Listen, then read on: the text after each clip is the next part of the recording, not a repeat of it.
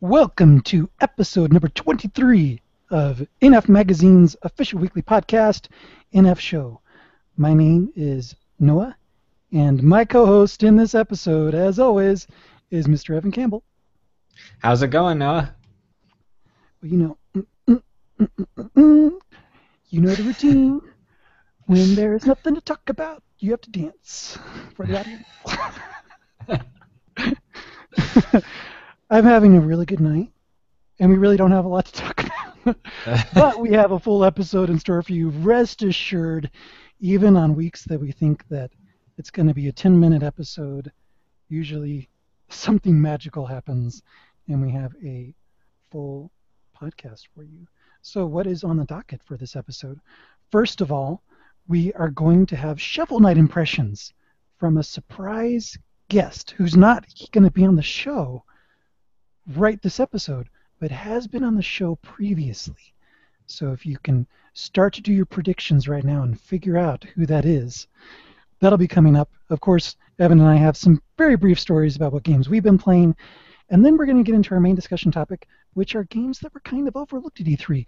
There were so many cool, oh my gosh moments for Nintendo at E3 that it was easy for some games to get some coverage, but maybe not as much, and Evan and I definitely feel they're worth a little bit more discussion.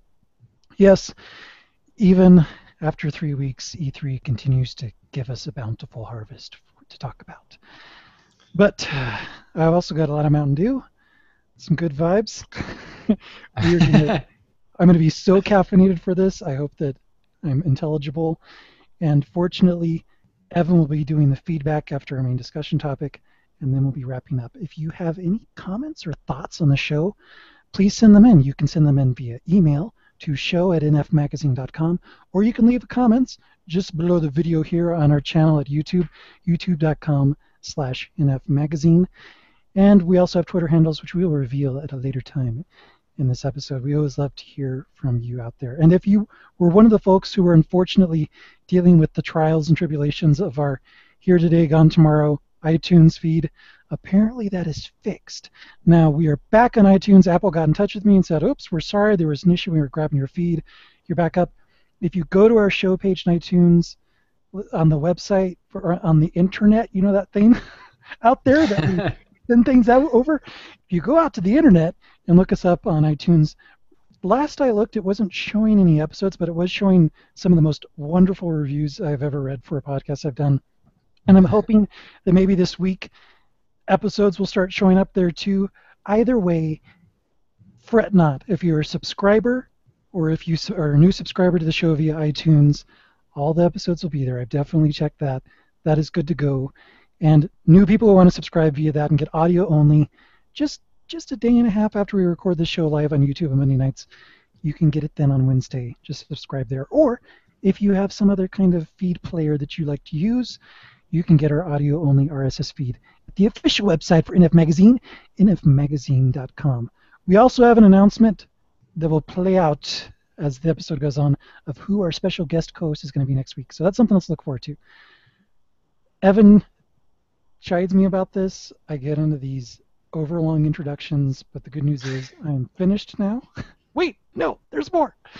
There's one piece of information that I wanted to make sure, one little news tidbit that Evan put together for the show. Bless him for putting these notes together, because it's been one of those days. Ubisoft has an eShop sale going on right now, and you can get, in North America, through July 7th, some really good deals on a number of titles for Wii U, including Tom Clancy's Ghost Recon Shadow Wars for only $7.50. That is super cheap. Assassin's Creed 4 Black Flag for $20. Rayman Legends, one of my favorites, for $20.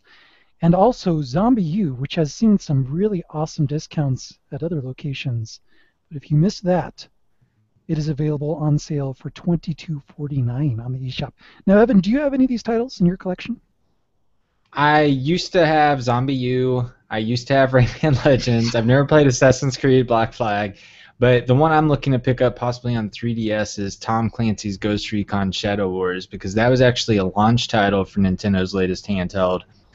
And a lot of people say it was the strongest title of the launch lineup, and it's from, I think, the original XCOM creator. Is it Julian Gallop or Gallop? Oh, yeah. Yeah. Hmm. And people have just raved about it if you're a strategy fan. So if you're someone who picked up Fire Emblem Awakening and really liked the turn-based top-down strategy action, I would say to definitely check that out because I've heard nothing but good things, and it's definitely for 750. I think I could be picking that up, even though I've got a backlog on 3DS. It just seems like too good of a deal. But Zombie U, I definitely recommend. I think it was like you in North America it was $10 at Best Buy last week, possibly, Hmm. and that's a crazy deal. 22.49. It's a great game. I mean, I paid full price for it when it came out. I think it's a fantastic game. It's freaky, a lot of tension and everything. But I think it should be $20 in the eShop regularly. But we can get into price discussions. But it's cool to see Ubisoft being aggressive on the eShop in general. And thank you for pointing out that Tom Clancy's Shadow Wars is a 3DS game. I did misspeak earlier, suggesting that all these titles are Wii U only, but that is definitely a 3DS game.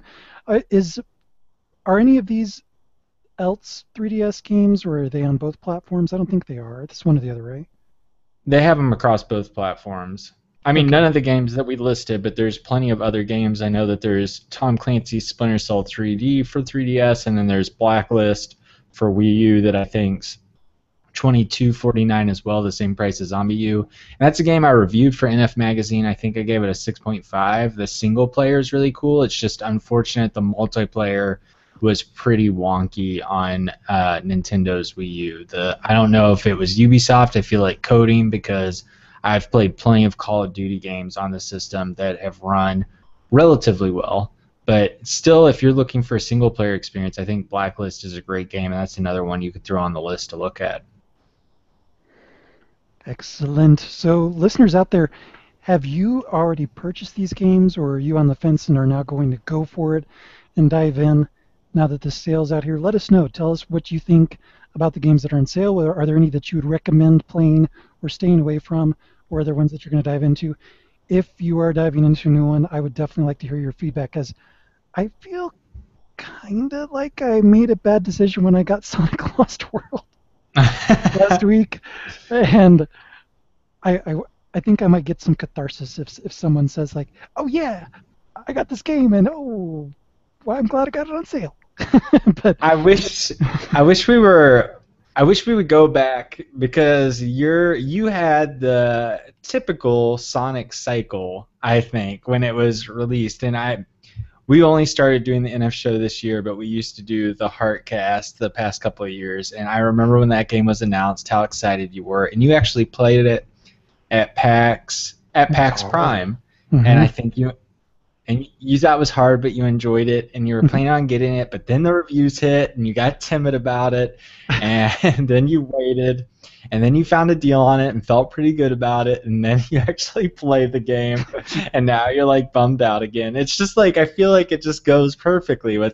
Everyone starts out hyped, and then slowly like it's terrible, but then there's a new Sonic game to kind of bring your hype back up.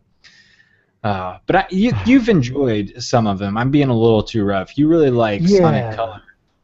Yeah, I love For Sonic Colors, and I actually really liked Sonic and the Secret Rings, which I'm sure for hardcore, longtime Sonic fans is blasphemy, but I liked just the intense tunnel vision roller coaster experience that the Wii games provided. And Sonic Colors, I thought, was really well done, and it actually has a better implementation of the color sprites or whiffs or whatever they're called. I don't remember what it is than I've experienced so far in Sonic Lost World, where I just feel like it's a crapshoot. It's like, all right, random tutorial screen that doesn't make any sense. And it's like I see all these things, and oh, it's already spent, and I've done nothing with it. And it's like, oh, Sonic Lost World. So yeah, my experience with some previous Sonic games were good. Now I knew well enough to stay away from Sonic Unleashed, and I didn't do Sonic and the Black Knight, but those other two games were pretty awesome.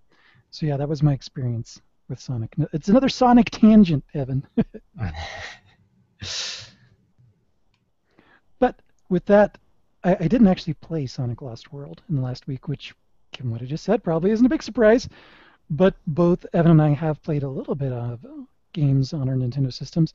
How about you, Evan? What have you found some time for in the last week? Mario Kart 8, which I'm sure will at least find a night out of each week for me.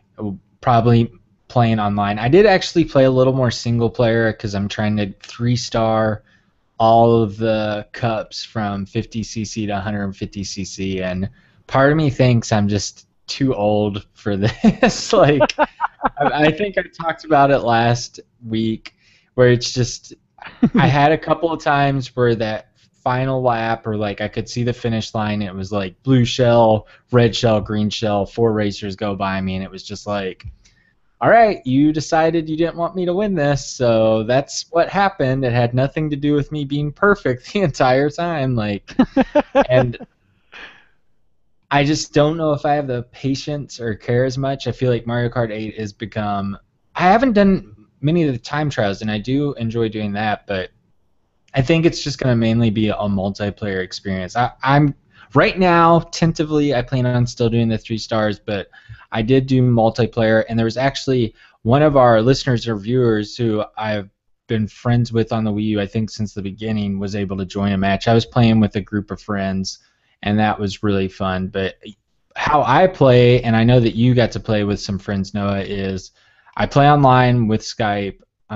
We put Skype on so we can chat, and we just do private matches for the most part. But we were able to do random matches with greater success this time. In the past, it's been really frustrating because each person kind of has to chain onto one person to join their game and wait for open spots to go. But all in all, it was a fun experience. It's always fun playing with a bunch of friends, being able to talk, Nintendo. I'll repeat that, being able to talk to your friends I can't hear you, Evan. in an online game. But it's Mario Kart 8 is definitely going to be there, I think, all summer, especially if you're a Wii U only owner. I am right there with you. My game time over the last week was Mario Kart 8. On Friday night, I had some friends come over to bring me dinner, which right now in my incapacitated state is one of the best things that I can experience. And they also came over explicitly for the purpose of playing Mario Kart. So I had real in-person multiplayer, and it's actually the first. I guess it's the second multiplayer session I've had of Mario Kart 8. Both sessions being with people sitting in my living room, which, man, that takes me back. It's one of the best ways to play Mario Kart 8 or Mario Kart in general because, well, you don't have to worry about online unreliability and voice chat. You're all sitting right there. Yeah. And there was definitely one time during one of the opening races. We played through all 4 of the new course cups, which was really cool. And one of my friends was surprisingly good, and I really relished during one of the cups that I beat him by 1 point. And he's like, 1 point. I'm like, yeah. And it was as Toadette. So that was very gratifying. If not playing Toad, I guess playing Toadette. Actually, usually I play my favorite kart racer, and you'll have to tell me yours, Evan, is Roy. I love Roy. What's your favorite go-to character? I've kind of mixed it up between I've played some Toadette, I've played some Baby Rosalina. I like Oh, Baby she's good. Rosalina. Yeah.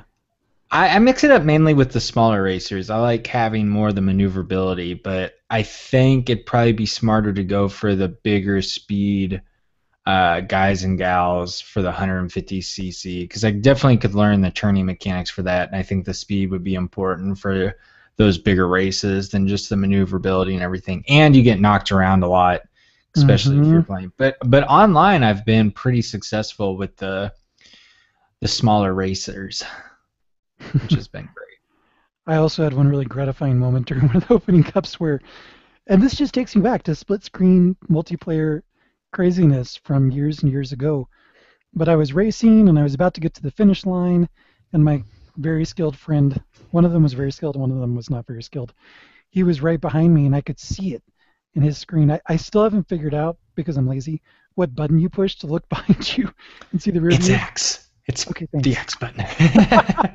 It's just like, Spoiler. it's like I don't Sorry. have time to figure this out. I just want to win. But I could see that he was directly behind me in his screen. So I just fired a shell backwards and blew him up. And then I went through the finish line, got first place.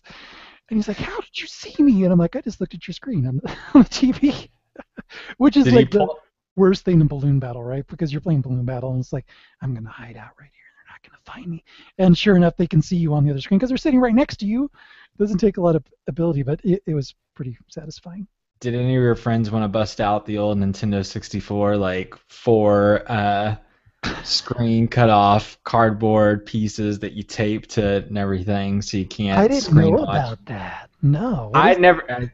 People did that. I never did that either. But I've seen people like there's pictures of people playing GoldenEye. I think especially where they would get two cardboard pieces and basically make a cross to cut it off in the four sections so people could to at least kind of deter screen watching and everything because that was always Golden 64 or GoldenEye 007 on Nintendo 64. Excuse me. Yeah, yeah. People be like, "You were screen watchers." Like, no, I wasn't. No, I wasn't. It's all Like, skill. It's skill. of course you are. Like that's the first thing. Like where they respawn. Okay, proximity mine, proximity mine, proximity mine.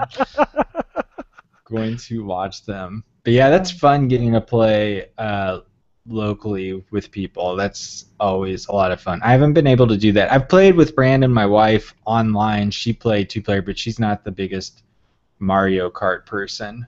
So I don't know how much that'll play. But yeah, Mario Kart, they continue with multiplayer, I think, just knock it out of the park. And it's fun. Like you said, you had a non-skilled friend that was able to hopefully enjoy himself Yeah, playing with everyone else. yeah.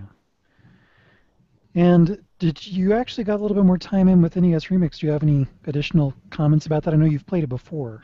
I've soured on it the more I play it. I have no regrets of not playing NES Remix 2, to be honest. I don't know. The games, a lot of them I grew up with, and it's more of like, oh, I should just go back and play this game. And maybe that's Nintendo's, I mean, what they want. That's why they have the games are all available on the eShop. They've got the way where you can, I think, go directly to those pages to purchase them and everything. It's more of a marketing strategy, but I was enjoying it, and I've played it some more, and I'll probably try to.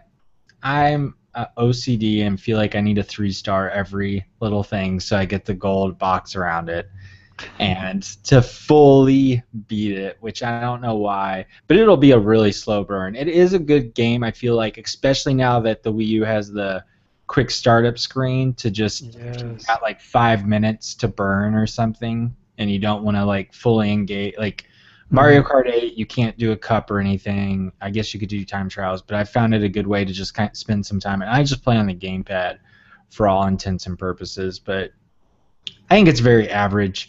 And I still think I don't know how many games are involved in NES Remix 2. And I know that you can like check out people's videos. It sounded like they did some cool additions, but that should not be a standalone thing. I'm really curious. I feel like Nintendo could do a much better job. With the remix series because I'm guessing it's going to continue, but I think it needs to have better pricing structure or just a more intriguing pricing structure and some way to make it a little more exciting. I mean, at the very least, have like my friends' completion times pop up. So maybe that adds a little like, oh, Noah beat this challenge in 19 seconds. I can beat him. Stuff like that. And I worry because Nintendo wants to do all that through Miiverse, but we've talked about last week how slow Miiverse can be. Yes. So hopefully we look at like built-in leaderboards for that type of things. But yeah, overall I'm pretty meh on NES Remix. Maybe when Super NES Remix comes out, I'll check it out. That's what I would like. I have nostalgia for old games from the 80s. I mean, I love going to the local barcades here in Denver and playing stuff like Frogger and Q*bert and the original Mario Brothers, but only so much. And NES Remix, I haven't been sold on it, and I think that maybe if like a Super NES Remix came out, maybe I'd go into that. I don't know. I'm sure we'll probably see that or we'll see Game Boy Remix Oh for the 3. yeah. I mean, these would all seem perfect, I feel like, for the 3DS. I like having them across both, by the way. I don't think it should be an either-or option, but I think it'd be nice to have them featured on both consoles at some point in the future. Mm-hmm. Although there was talk of the processing not being enough for the 3DS to do It's not NES powerful Remix. enough. Yeah. But I don't know. We'll let it drift under the bridge and move on. not talk about that. But let's talk about our special extra what we're playing person, previous co-host. Is the suspense just so intense for you right now? It is actually from Lucas. Lucas wrote in a note to us about Shovel Knight. He has been getting some extensive hands-on time with it, and Evan is going to do a beautiful reading of this letter right Oh no. Oh no. Well, yes, Lucas was hoping to be here tonight, but unfortunately unable to. He's been playing Shovel Knight. And he will be on, though, hopefully next month, late next month, when the next issue of NF Magazine is kind of the tentative plan. So hopefully we'll all see him sooner than later. But in the meantime, he wanted to write in and he said, "Hey there, everyone. Lucas here. I'm looking forward to the next time I'll get to appear on the NF show for real. But in the meanwhile, I want to let you all know a bit about what I've been playing. Shovel Knight. Aren't we all jealous right now of Lucas that he's been playing Shovel Knight?" This is so unfair. He goes on, "At long last, this game that appeared on the cover of NF Magazine way back in January is finally going on sale in the eShop this week, and I've had the chance to play it a few days early. It is superb. The developers at Yacht Club Games have made something extraordinary in their first ever effort, and everyone who backed the Kickstarter to make this game happen will be incredibly pleased at the game that's being made with their funding. And anyone who didn't jump on board early enough through that fundraising campaign should definitely set aside $15 now to grab the game on either Wii U or 3DS. The controls are spot on, the style makes you smile every step of the way, the characters are instantly memorable, and it feels like playing a classic Mega Man game, just with a melee weapon instead of an arm cannon. Really, I could gush about this game for long enough to fill up this entire podcast. But seriously, if you're a 2D platformer fan, Shovel Knight will be your new jam. But you don't have to take my word for it. As a thank you to Evan and Noah, as a thank you to Evan and Noah for their hard work at coming together to produce the NF show each and every week, I'm going to be giving both of them free downloads of Shovel Knight on Wii U this Thursday, where cool. both of us squeal a little bit. Yay! Yay! So both of them will have a chance to play it themselves and then be able to share their own opinions on next week's show, which is really exciting. Oh no, I didn't think of it that way. No.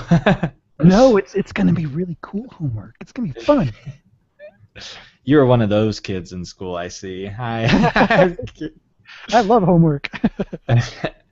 But what's more, I'm also going to pass along another Wii U download code to them too, which they'll be able to give away to one lucky fan who tunes in to listen to next week's show as well. So hey, if you don't have $15 digital to spare in the eShop this Thursday, you'll still have a chance to play Shovel Knight by just continuing to be a part of the NF show audience. And with that, I'll take my leave. Back to you, Noah and Evan.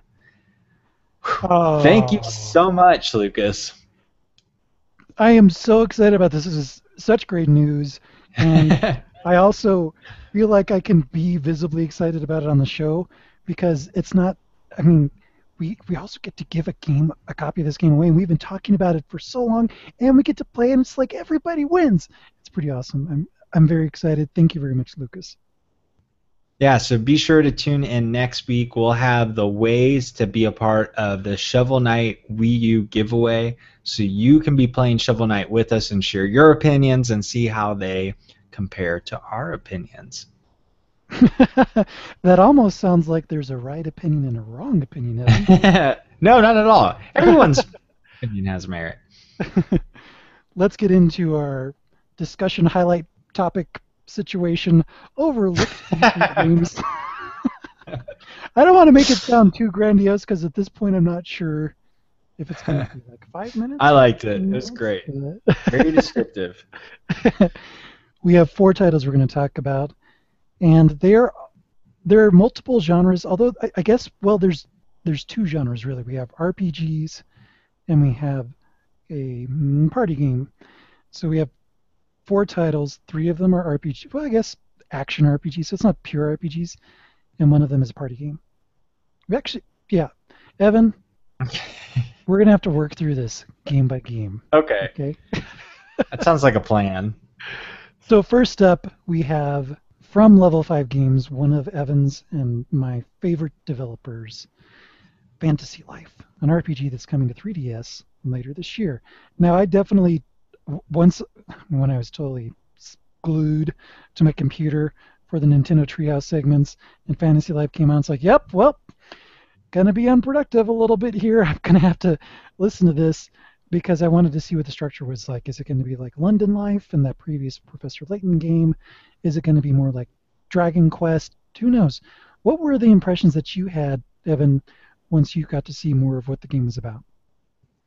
I loved kind of the three quarters camera view and just the third person perspective and the art style of the game. But I guess Mm-hmm. my first impression, and I'm curious if you noticed this as well, was the music by Yeah, Nobuo Uematsu. known for Final Fantasy, but I just thought the music was just extraordinary to start off, especially the main theme they played. But the that and the art style, which just the definition of charming for me, to be honest, and it looked really fast paced. It looks like you could switch jobs really quickly to kind of run around and engage and could see yourself leveling up and doing all that, and skills can transfer over before jobs. It also gave me a little bit of a Dragon Quest IX vibe, but Mm-hmm. on a faster scale. And it looks like all the combat and everything was happening in real time. It just looks like a fantastic 3DS game that I'm really excited for. I think the concept for me that was most engaging was this concept of jobs. And I think, yes, I know the Bravely Default has it in there, but what seemed kind of a cool twist about it is they took the idea of jobs and kind of gave it a Metroid spin in that not only can you change jobs as you level throughout the game and you have a different guild master to work with and you have different storyline beats depending on what your job is, but you retain your skills, you retain skills from previous jobs, and in a Metroid fashion, there will be areas of the landscape that you can go through that with a given job you can't do anything there, but with another one you can. So you kind of have to go through different jobs to really get everything out of the game, which means there's just going to be tons of content, and the Treehouse folks talked about how much localization work was involved in this. I'm anticipating a really great, deep story with actually lots of humor, and it's not incredibly serious and oh my gosh, it's the end of the world, and here the 12-year-olds are coming to save us. It's actually going to be something that's lighthearted and approachable, and Treehouse does an excellent job localizing things. I feel like Animal Crossing is a perfect example of that, for instance. So I'm kind of interested in it, but the thing is when I watched it, it it it seemed because of those Metroid aspects and being a little bit more lighthearted, a little bit too grindy for me. And I put in, geez, I think 30 or 40 hours, maybe 50 hours into Animal Crossing, which is probably my top 3DS game. And I know people who have long whooped me on that number. They put in hundreds of hours, and their towns show it. I But think you're underestimating your Animal Crossing time. I thought you were up to 60, 70 to 80 hours. I, You'll have it, to I update think us it on was that. 60. I don't know. I'm trying to downplay it, but it was a lot of hours, and I was like, You don't want to whoa, embarrass yourself in front of Toad, Noah. Come on now. Is you worried Toad. about what he's gonna think? You're trying to stay cool for him, be really cool. I haven't played that much, Toad. I'm gonna play your game more. Trust me. Toad and I are tight, and he's totally cool. He likes modesty and humility because hey, he's Toad, and he hasn't even gotten his own real retail game until this year, so he knows all about just downplaying things and sneaking in without the ability to jump and being the hero in the end. So it's all good. It's all good, and stay tuned for a special Toad experience in the coming weeks. I'll just say that for now. But yeah, Fantasy Life, as much as I love a lot of the components, the art style, I mean, some of my favorite all time Final Fantasy Square heroes are involved in this, and you have level 5, and you have this cool job system. It just seems like it could be a little grindy. So right now, I'm a little reserved on it. But listeners, let us know if you are already pre-ordering this and booked onto it. Next game we're going to talk about, though, is Mario Party 10, which almost could be called Bowser Party. Evan? Yeah, and it's I think the first thing that always comes to mind for me, especially now that we've seen the Wii Party series is how much. I mean, we've talked about last week about like Nintendo's IPs, and it's nice that they're creating new IPs, but if the alternative IPs Wii Party, you just see how much the Mario universe can bring such a personality and so much color to a genre. And Wii Party U is just so. I had Wii Party U and played it for a bit, and just so bland and just not. There's nothing about it. It's almost like it's characterless or just. It's so bland, basically. And Mario Party 10, even though there wasn't a huge focus on it, it looks so much more fun seeing that, and having Bowser have such a big role looks really cool. And I'm curious what they'll be able to bring to the Wii U gamepad and everything else with this next iteration. I'm sort of surprised it's not coming out this year. It's a 2015 title, and who knows, will they finally have online in a Mario Party game? Have they already denied that? I may have missed that information if they had. I don't know. But I think there's a lot of cool things that they could do with the first Mario Party for Wii U. What I think is most exciting is it's it's almost starting to feel like a fad. This whole four people versus one person asymmetrical gameplay, which we saw done so brilliantly with a 3v1 angle, or actually maybe there was 4v1 in Nintendo Land, and that's what Yeah, 4 versus 1. Mario Party 10 is bringing that same concept back to the Wii U, where you get to be Bowser and you get to just kind of wreak havoc and kind of have this evil mastermind role while people play the traditional Mario Party that they're so used to. And I can't wait to see more of how that's executed. It's probably the most refreshing concept, aside from the idea of what can the gamepad afford. We've already seen that in a party game with Wii Party U, which, as Evan told you, is kind of But how will the folks making this new Mario Party harness that and put a Bowser twist on it? Probably my favorite Mario and Luigi game was Bowser's Inside Story. So this kind of echoes back to that in a way. And it's been a long time since I've purchased a Mario Party game, but this one, it's a little bit higher on my list than my apprehension that makes me nervous about Fantasy Life is.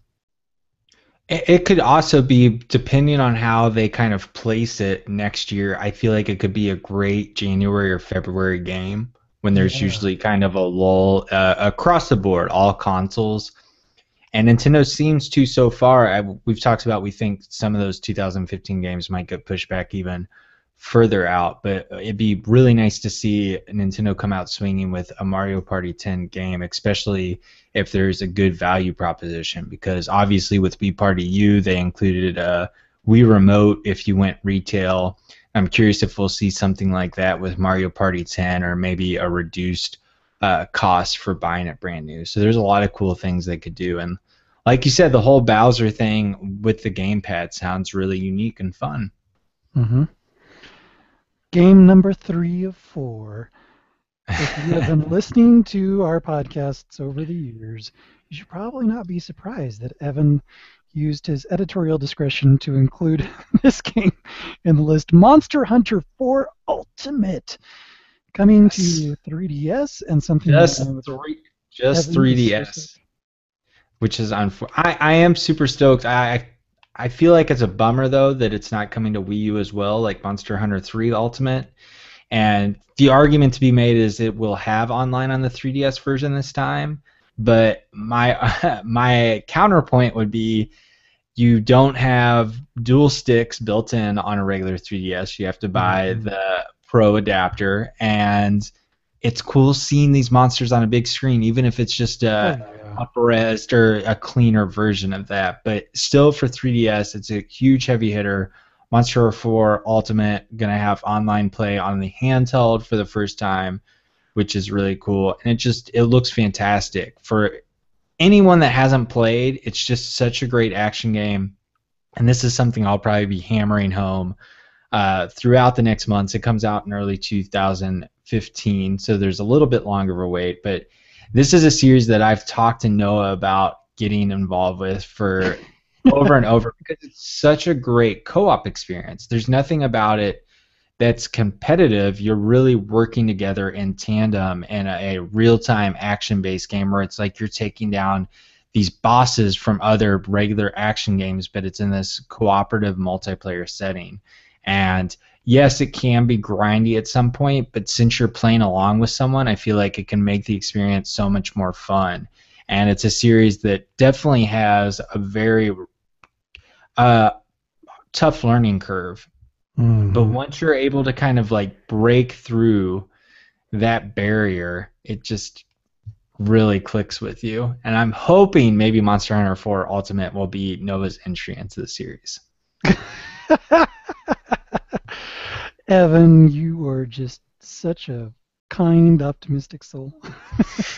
I will say that one of the first things I thought when I saw the screens, which I think was a while back, for Monster Hunter 4 Ultimate, I thought it was a Wii U title. I'm like, these graphics look really kick butt.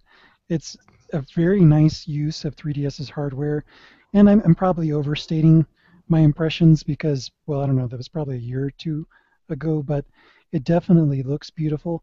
I've never been I can't get into the whole hunting mechanic of just hunting down random animals for trophies and stuff like that. And I think it's just ingrained in me.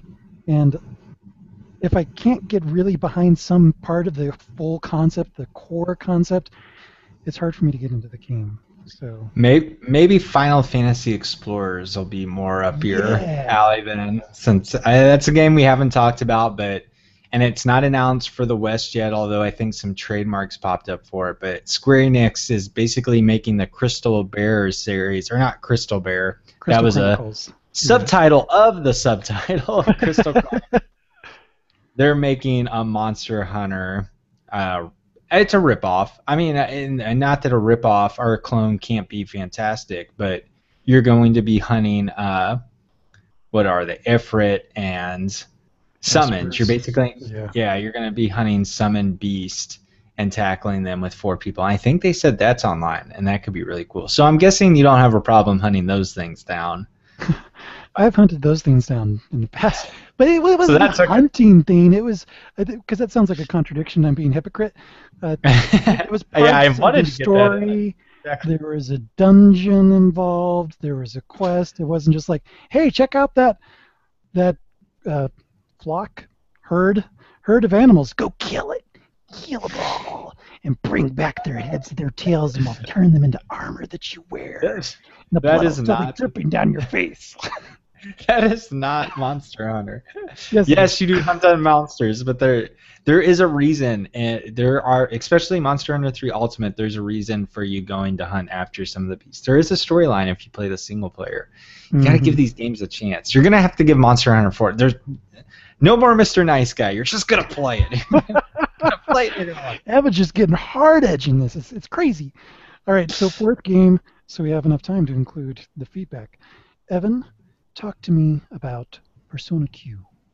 Persona Q, the easy way to basically sum it up is it's an Atlas developed and published game, and it's basically the Etrian Odyssey. I think it's even the engine and everything, but it's an Etrian Odyssey style game, but with the Persona franchise, and I believe it's taking characters from the third and fourth entries and that Mm-hmm. entry and throwing them together and getting some first person turn-based dungeon exploring action on your 3DS. So I'm someone who's always been interested in the Etrian Odyssey series, and I don't know why I don't jump in. I think it's kind of overwhelming, just these long experiences where you're drawing your own maps. But the Persona series appeals to me, and I wonder if those kind of mashed up together and what looks to be a very entertaining title will push me over the edge. We're having a theme, listeners and watchers, of pushing each other over edges. And I'm just wondering that I feel like there's a breaking point that if we're going to be pushed over one too many edges, something scary is going to happen. But listeners, if there are any overlooked games that you would like us to talk about that we haven't talked about tonight, or if you want to share any of your excitement or enthusiasm for some of the games that we did talk about tonight, let us know. Give us your comments or your emails, and they will be likely included in next week's feedback. But for now, we have feedback from you about last week's episode, and Evan is going to take us through that right now. Yes, and remember, if you want to have your feedback on the NF show, please email us at show@nfmagazine.com, or you can leave a comment on YouTube, especially if you're watching right now. That is just below our video feed. But with that, let's get into an email we had from Enrique N. He said, the Steam Summer Sale is currently going on, and Stick It to the Man and Another World are on sale. I am interested in both, and I'm wondering if their gamepad features, if any, are enough to justify their purchases on the eShop instead of on Steam. Thank you, and I love the show. Well, I will jump in here as far as Stick It to the Man because I'm a big fan of it. And I would say if you like to do platforming action with an actual controller and you don't use a controller with your PC or your Mac, well, probably your PC in this case, I would probably suggest a controller in this case because there can be some frustrating experiences. Although maybe I haven't played it with a mouse, it might be easier to click on the thumbtacks that you can use to jump around the platforming levels, which they are profusely scattered throughout the entire game.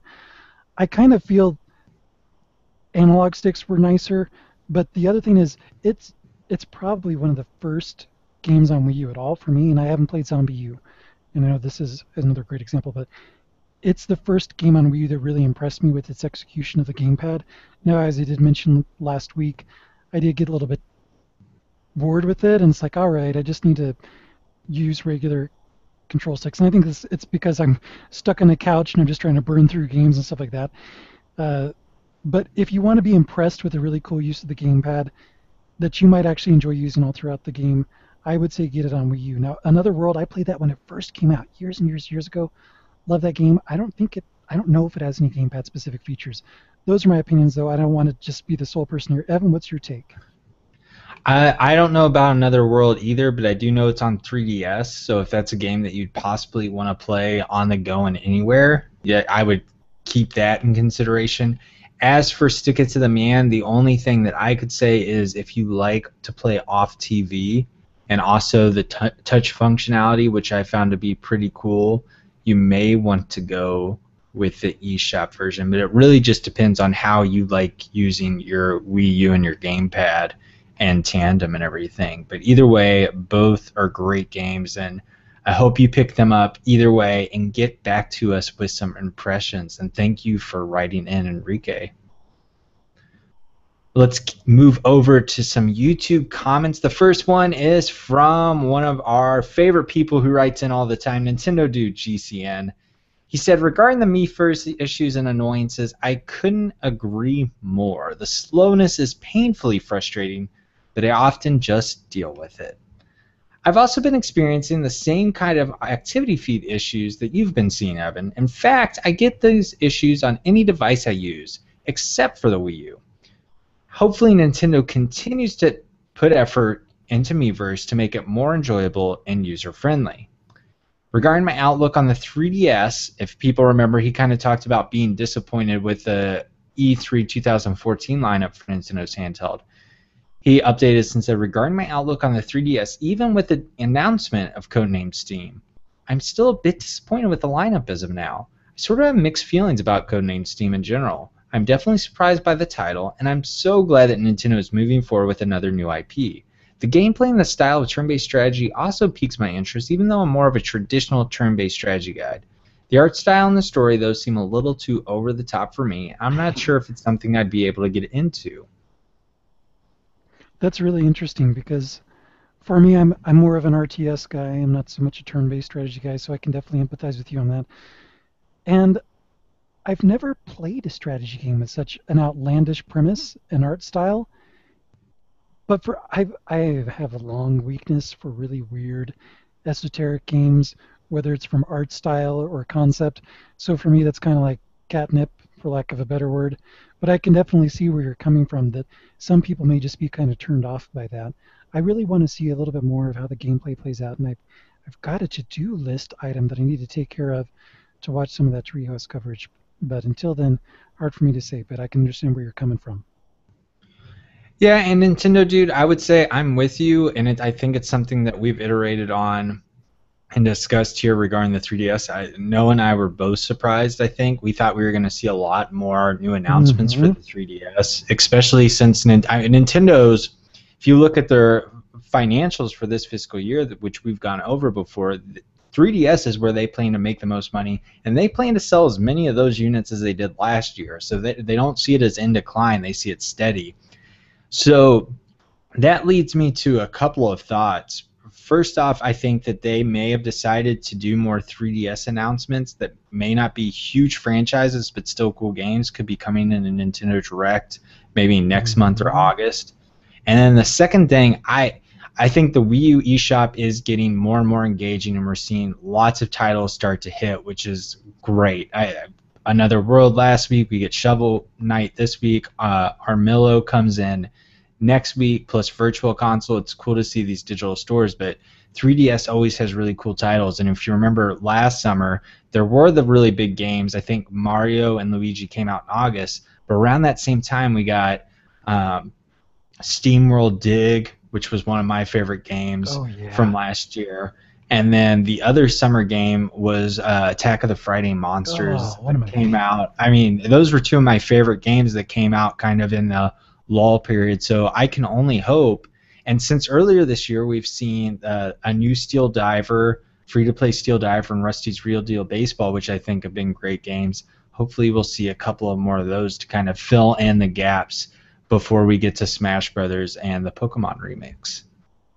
And it's kind of weird, but I wonder if developers are backing off because they don't want to compete with Smash Brothers. Do they feel that that's going to be something that they want to put some padding between their releases and that game?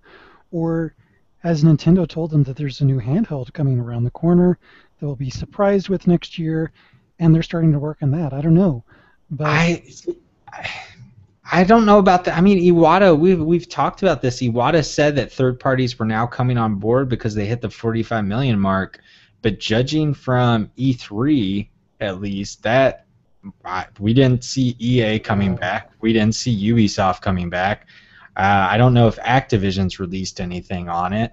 So does that? I mean, could Puzzles and Dragons Z come over at some point? That Nintendo. I mean, does that just mean Nintendo's going to publish more of the Japanese third-party games, kind of like they're doing with Fantasy Life? I don't know, but we're definitely not seeing the fruit of those third-party games, at least not yet. That still hasn't changed anyone's opinion that we're aware of. hmm, very good point. That third-party cloud, it just hangs over us. But I what can you do? yeah, I think Nintendo's first party effort on 3DS is on par with, if not better, than the DS. But the third party difference between those two platforms is just vast. I mean, it's a huge difference between them. And hopefully, the indies and the eShop can continue to elevate it and have some more and more pleasant surprises for us, like we talked about. Hmm. Our final feedback comes from Terra SC, who wrote in, I would kind of like Tamagotchi Life, but it's way too expensive. 35 euros here, which is way more than the US cost at the moment. I've come back to Animal Crossing New Life for a bit, which is fun for now. Always playing Pokemon XY as well as Theater Rhythm. Can't wait for Curtain Call. So speaking, that's a third-party game that we didn't talk about that I think comes out in September for Hmm. the 3DS. And I know that you were a pretty big fan of the first one. Yeah, I'm really excited for Curtain Call because I'm a big Final Fantasy soundtrack music freak, and I enjoyed the previous game. And that we're actually going to get a sequel, I really didn't expect that at all. I didn't expect it to do well enough because it just seemed really niche. But I'm excited that we're getting a sequel, and I'm also very excited to hear from Tara. Tara is a longtime friend from many years ago. So thank you very much, Tara, for writing in. And it was 35 pounds, not Oh, euros, that sorry. she was I saying. forgot. England doesn't want anything to do with the euro. That's I right. I apologize. But yeah, there's another third party game, and it's funny you bring up because I remember Theater Rhythm was part of like that Square Enix summer where we had Kingdom Hearts 3D, Theater Rhythm, and Mhm. Heroes of Ruin. And Square Enix dropped all of those RPGs within like 5 weeks of each other. It was like a June and July barrage of 3DS content. Yeah, I remember my excitement for all those games, and I think I kind of just left with Theater Rhythm. I got Heroes of Ruin and I had such hopes because I'm like, oh sweet, it's kind of like Diablo and Gauntlet mixed together, and we can play online, and it just didn't really grab me, unfortunately. Yeah. But that is all for feedback this week. Thank you so much for writing in, and always remember that you can email us or leave a comment. Thanks. Thank you very much for going through the feedback, Evan, and everybody out there in the audience. It's now the end of our show, so I think we almost made it to an hour, almost, with nothing to say. And Evan didn't dance for you, which I'm sure is very I had stuff disappointing. to talk. I had content. It wasn't about quantity. It was quality. Noah. It's back to the N64 debate versus the PlayStation. We're all about quality here at Nintendo. All about quality on the next show. That's right. That's right. That's right. Quality, quality. If you would like to follow us and keep up with us during the week, I'm a little bit quieter on Twitter now because of my situation, but it'll probably come back. My Twitter handle is at this is Noah. Evans is at Evan Campbell, and of course there's the official NF Magazine Twitter, which is at Nintendo Force. And I misspoke earlier that we would have a guest next week. We may still have one. It was because I misunderstood when Lucas is going to be on the show. He's going to be on the show next month, but who knows? Things may all of a sudden surprise you. We might have a guest host on the show again next week. We will let you know. We may mention that over on Twitter if you want to follow us there. We look forward to your feedback. Thank you so much for subscribing to us, either on iTunes, YouTube, or wherever else. Feel free to leave us any reviews or likes. Anything you'd like, let us know how we're doing. We love to hear from you, and we will be back next week. Good night. Bye.